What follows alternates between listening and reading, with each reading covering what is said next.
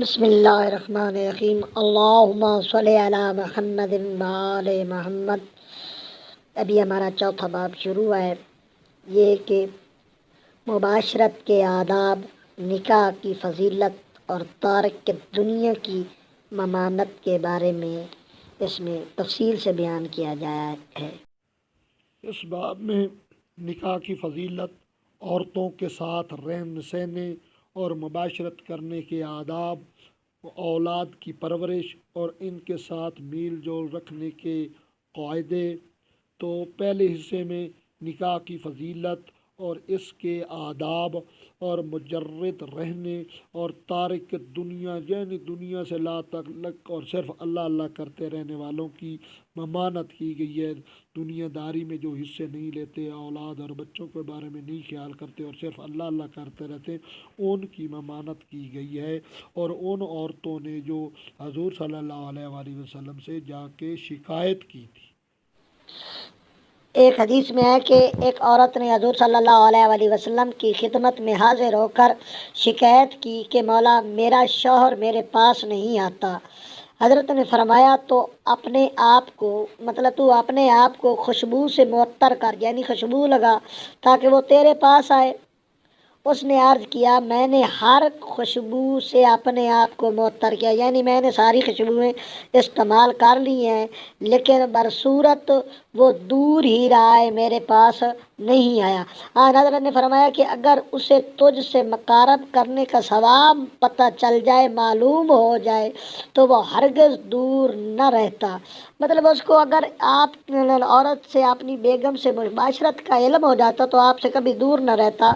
پھر ارشاد فرمایا کہ اگر وہ تیری جانب متوجہ ہو گیا تو فرشتے اسے احاطہ کر لیں گے، یعنی گھیر لیں گے، اور اسے اتنا ثواب ملے گا گویا تلوار کھینچ کر خدا کی راہ میں جہاد کیا ہے، اور جس وقت تجھ سے جمع کرے گا اس کے گناہ اس طرح جھڑ جائیں گے جیسے میں موسم خزاں میں پتے جھڑ جاتے ہیں، اور جس وقت غسل کرے گا تو کوئی گناہ اس کے ذمے باقی نہیں رہے گا۔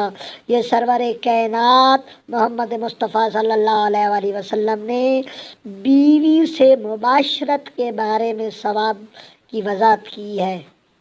ایک اور حدیث میں ہے کہ 3 عورتوں نے حضور صلی اللہ علیہ وآلہ وسلم کی خدمت میں آئیں۔ ایک نے عرض کیا، مولا میرا شوہر گوشت نہیں کھاتا۔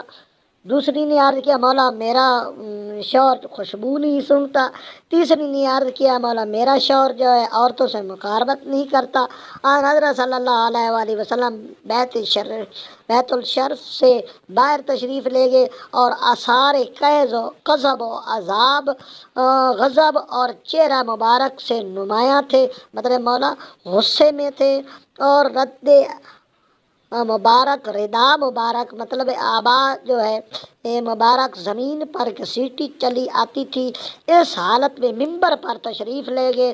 سب سے پہلے حمد و ثنا کی، پروردگار عالم ادا فرمانے کے بعد یہ ارشاد فرمایا، کیا وجہ ہے کہ میرے اصحاب میں ایک گروہ گوشت نہیں کھاتا، دوسرا گروہ جو ہے وہ خوشبو نہیں سونگھتا، تیسرا گروہ ہے وہ عورتوں سے مقاربت کرنا ترک کر گیا ہے۔ میں خود گوشت بھی کھاتا ہوں، خوشبو بھی سونگھتا ہوں، عورت سے مقاربت بھی کرتا ہوں۔ جو شخص میری سنت کے خلاف ہے، سرور کائنات فرماتے ہیں، وہ میری امت سے خارج ہے۔ حدیث میں ہے کہ حضرت امام جعفر صادق علیہ السلام سے منقول ہے کہ عثمان بن مطعون کی زوجہ حضور صلی اللہ علیہ وآلہ وسلم کی خدمت میں آئی اور یہ عرض کیا، یا رسول اللہ، عثمان دن بھر روزہ رکھتے ہیں، رات بھر نماز پڑھتے رہتے ہیں اور میرے پاس آتے نہیں ہیں۔ حضور صلی اللہ علیہ وآلہ وسلم غضبناک ہوئے اور عثمان کے پاس تشریف لے گئے اور فرمایا، اے عثمان، خدا نے مجھے رہبانیت کے لیے مبعوث نہیں کیا، مطلب یہ نہیں کہ صرف مجھے اللہ اللہ کرنے کے لیے ہی خلق کیا ہے، بلکہ دین مستقیم وسائل و آسان کے لیے مبعوث کیا ہے۔ میں روزے بھی رکھتا ہوں، نماز بھی پڑھتا ہوں، اپنی عورتوں سے مباشرت بھی کرتا ہوں۔ جو شخص میرے دین کا خواستگار ہو اسے چاہیے کہ میری سنت پر عمل کرے، اور جہاں میری وہ اور سنتے ہیں یہ بھی سنت ہے کہ عورتوں سے نکاح و مباشرت کیا کرو۔ خداوند متعال ہمیں فرامین اہل بیت پر عمل کرنے کی توفیق فرمائے۔ اللہم صلی علی محمد و آل محمد۔